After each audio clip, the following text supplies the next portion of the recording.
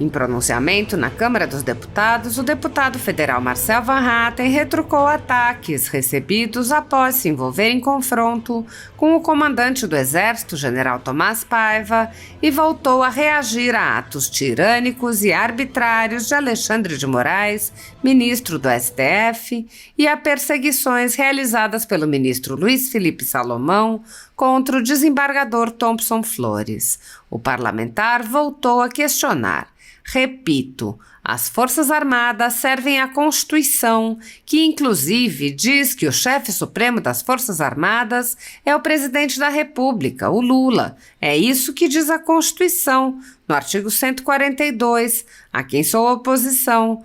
Ou as Forças Armadas, em vez de seguirem o que diz a lei e a Constituição, aceitam ordens ilegais e inconstitucionais emitidas pelo Supremo Tribunal Federal, mais especificamente por Alexandre de Moraes. Outro sim, o congressista lamentou que o comandante do Exército confirmou que realizou encontros com Alexandre de Moraes. Marcel avaliou. O que se viu na audiência pública da Comissão de Relações Exteriores foi como se chama uma barata voa. Aliás, um silêncio sepulcral primeiro e depois uma tentativa de explicar o inexplicável. Confirmou-se, inclusive, o que diz a imprensa, que o general Tomás consulta-se com Alexandre de Moraes, inclusive para fazer remoção de oficiais do Exército. Ele confirmou.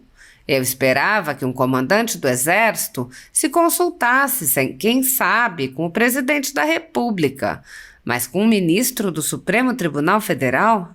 É triste que nós tenhamos chegado a essa situação. Dessa maneira, Marcel complementou: as nossas Forças Armadas precisam voltar a servir a Constituição e não ter medo nem ser cúmplice de um homem ditador, Alexandre de Moraes.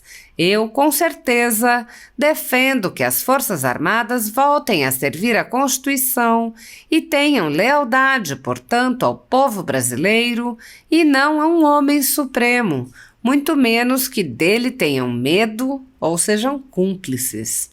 No ensejo, o deputado proferiu severas críticas contra Luiz Felipe Salomão, corregedor responsável por afastar o desembargador Thompson Flores, indicado em 2008 ao Superior Tribunal de Justiça por Luiz Inácio Lula da Silva, cuja principal ambição, e só trabalha por isso, é como o personagem Muttley, medalha, medalha, medalha, é agradar os poderosos.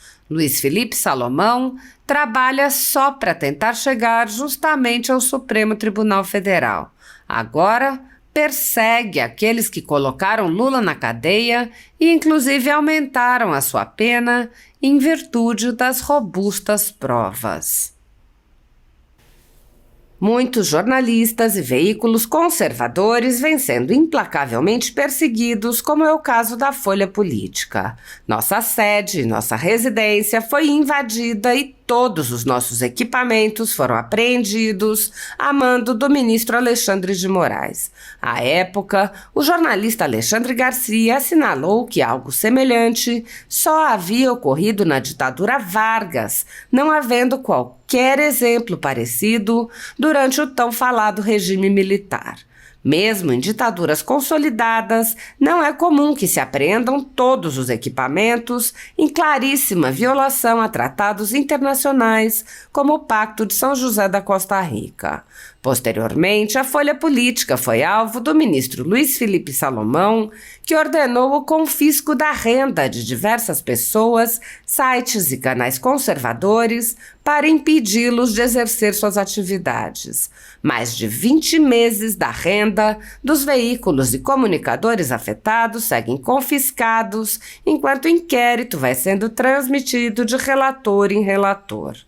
Outros jornalistas e comunicadores foram presos sob alegações como a de sair do país sem saber que estavam sendo investigados.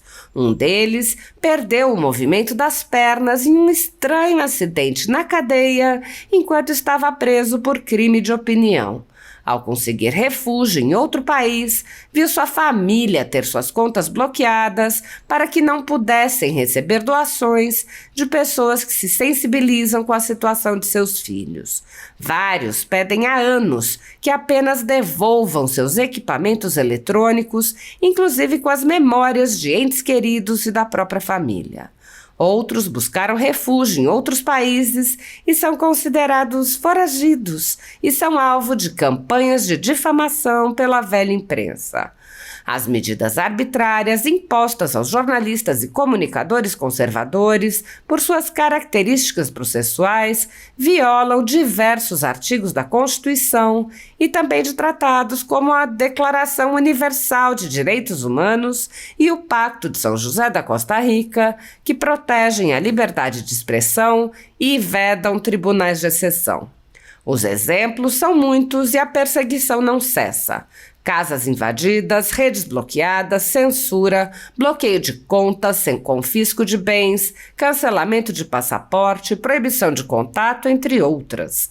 Nos inquéritos políticos conduzidos em cortes superiores, basta que parlamentares de extrema esquerda apresentem relatórios ou reportagens produzidos por pessoas suspeitas e interessadas, acompanhados de listas de pessoas a serem perseguidas, para que essas pessoas sejam privadas de direitos fundamentais. Se você apoia o trabalho da Folha Política e pode nos ajudar a continuar nosso trabalho, doe qualquer valor à empresa Raposo Fernandes através do Pix, usando o QR Code que está visível na tela ou com o código ajude@folhapolitica.org. Se preferir transferência ou depósito, a conta da empresa Raposo Fernandes está disponível na descrição deste vídeo e no comentário fixado no topo. Há mais de 10 anos, a Folha Política vem mostrando os eventos da política brasileira e dando voz a pessoas que o cartel midiático quer manter invisíveis. Pix ajude@folhapolitica.org. Assista. Senhor presidente, caros colegas parlamentares, aqui eu venho defender o projeto. Não tá no painel, né? O número do projeto. O requerimento 1042, que é o livro branco de Estratégia de Defesa Nacional. Livro branco. Obrigado, deputado Maria do Rosário. Mas eu quero aproveitar esse momento que estamos falando de defesa, senhor presidente, para dizer que hoje nós tivemos uma audiência na CREDEM com os chefes das Forças Armadas e lá eu tive a oportunidade, senhor presidente, de perguntar diretamente ao general Tomás, ao ministro Múcio e aos demais comandantes da Aeronáutica e da Marinha, a quem, afinal de contas, as Forças Armadas servem. Se elas servem no Brasil a lei e a Constituição, ou se servem a Alexandre de Moraes. Repito, as Forças Armadas brasileiras servem a Constituição,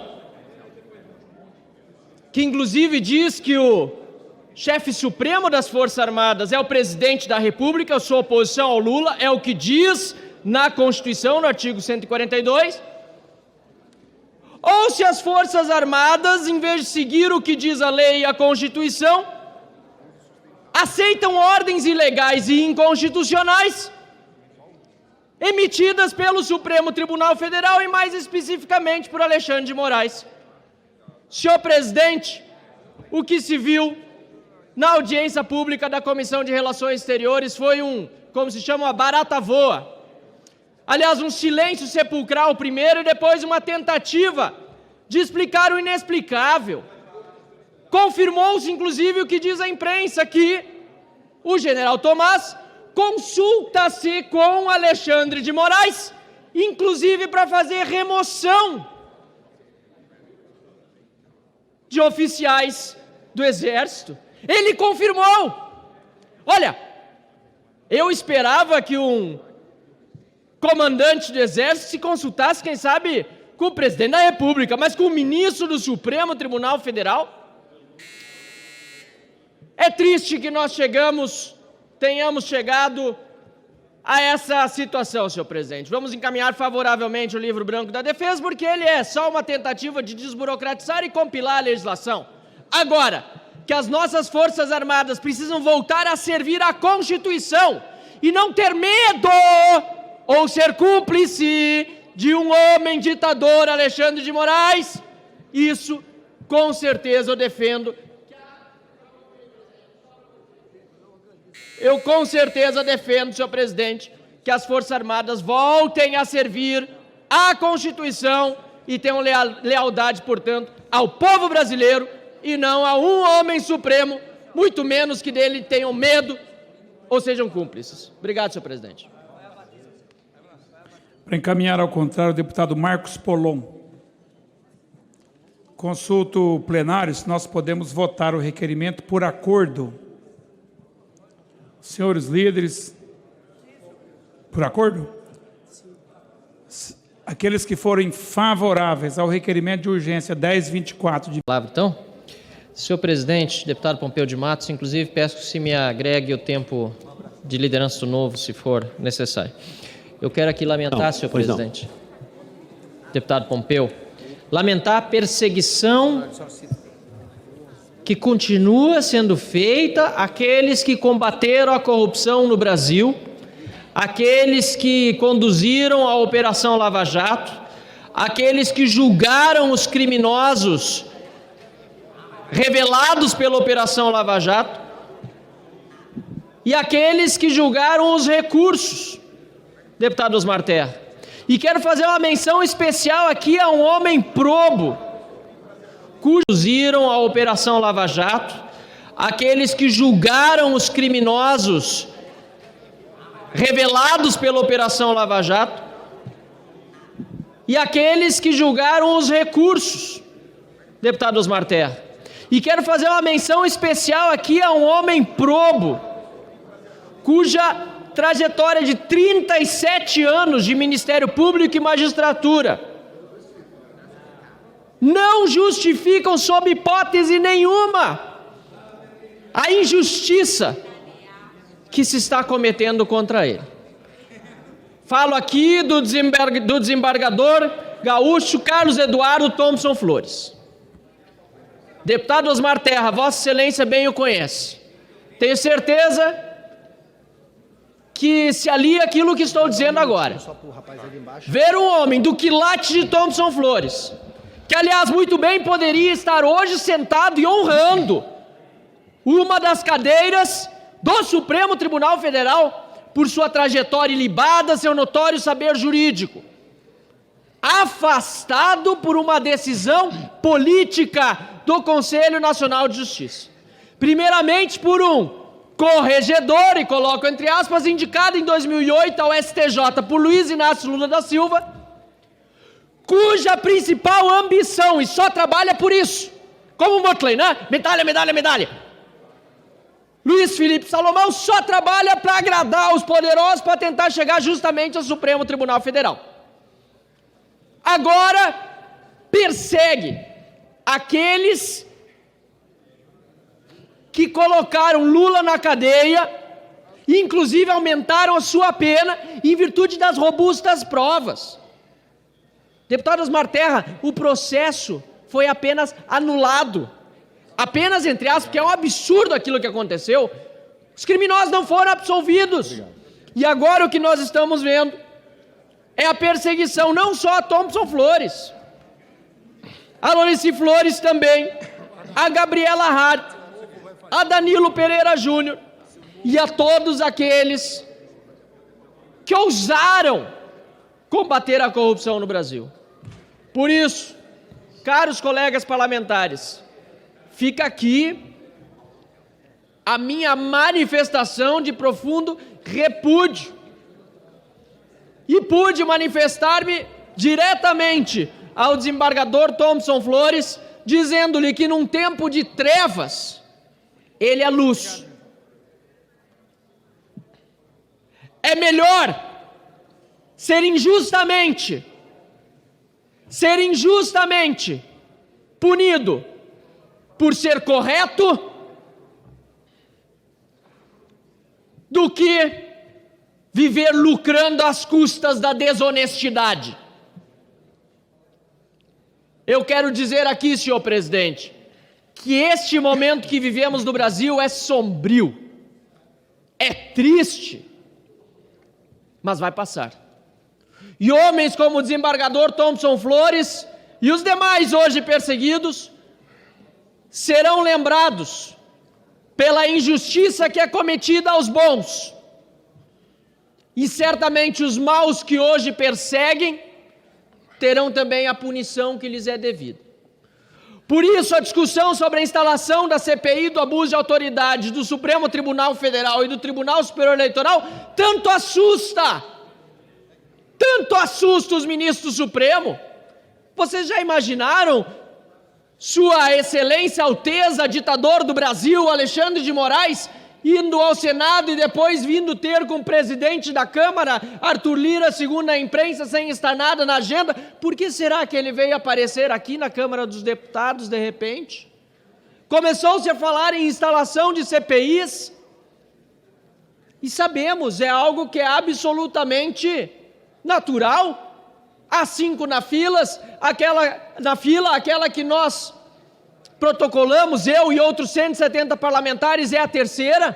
Podem funcionar até 5 concomitantemente, e basta ter fato determinado, número de assinaturas e tempo previsto para funcionamento, que CPIs devem ser instaladas. Isso é líquido e certo, direito da minoria. Aconteceu com a CPI do Covid, lá no Senado da República, teve que ser instalada, deputado Terra. Também aqui vão ter de ser instaladas. O que será que estão querendo? Bloquear a minoria parlamentar de fazer o seu trabalho? Bloquear o parlamento de enfrentar os abusos de autoridade cometidos pelo STF, pelo TSE, e incluo agora também o Conselho Nacional de Justiça? Com todas as críticas que tenho ao ministro Luiz Roberto Barroso, e incluo os demais que têm se mantido calados em relação aos abusos cometidos pelo ditador Alexandre de Moraes. Pelo menos nesse caso, como presidente do CNJ, e em relação à juíza Gabriela Hart, disse que o que estava acontecendo era um absurdo. Eu digo que está acontecendo um absurdo contra todos, repito, que ousaram combater a corrupção, e contra todos os brasileiros que ousam denunciar a ditadura e que são perseguidos com censura, bloqueio de bens, bloqueio de contas bancárias e até mesmo com a prisão. Milhares de brasileiros sofrendo com as agruras da prisão injusta, de tornozeleiras eletrônicas abjetas, perdendo seus empregos, perdendo relações familiares e de amizades, porque não conseguem sequer sair de suas comarcas sem autorização judicial. É chegado o fim do abuso, é preciso que ele se encerre. E se eles lá, os ministros do Supremo Tribunal Federal, e nesse momento em particular o ministro Alexandre de Moraes, não querem fazer isso por amor ao país e à pacificação que deveria ter sido já feita depois do período eleitoral, é responsabilidade desta casa fazê-lo por intermédio dos instrumentos que lhe competem.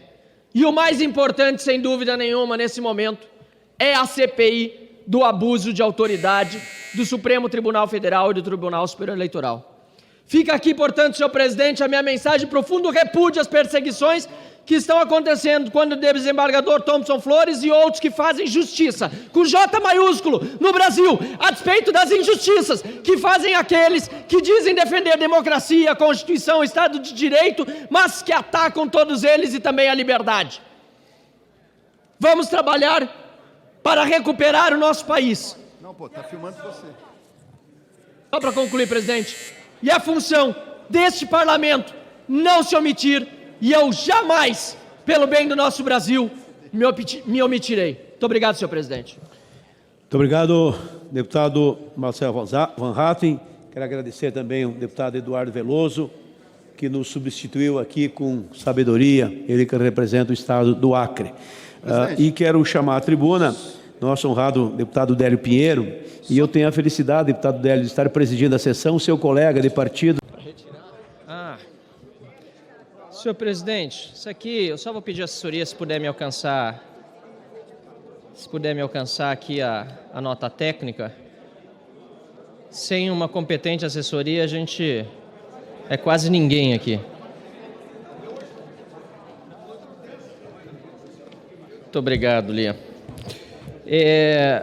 Esse projeto de renda básica energética, apesar, como temos dito muitas vezes, da boa intenção, está aqui o relator Lafayette, ele acaba criando mais o subsídio cruzado. Ele acaba, na verdade, sob o argumento de ajudar os mais pobres, encarecendo para toda a população o custo da energia. E, além disso, pouco claro resta do relatório a que nós tivemos acesso, como funcionará a disponibilização de linhas de financiamento do BNDES para investimento em infraestrutura, fabricação de bens e prestação de serviços vinculados ao programa. Por isso, senhor presidente, caros colegas parlamentares, deputado Pedro, que dá a honra aí de acompanhar o discurso, nós estamos solicitando a retirada de pauta do projeto para uma melhor discussão e alinhamento das expectativas de quem quer que a energia chegue mais barato a todos e, claro, também aos mais pobres, mas que não haja esse custo por meio, tanto no subsídio cruzado como de linhas de financiamento pouco claras. É preciso que esse tipo de projeto seja melhor debatido em comissões e não da forma como está sendo proposto na noite de hoje. Portanto, nós encaminhamos favoravelmente a retirada de pauta, senhor presidente.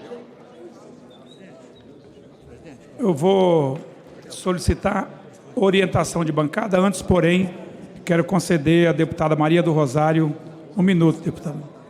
Obrigada, senhor presidente. Eu quero registrar e agradecer ao presidente Lira ter compreendido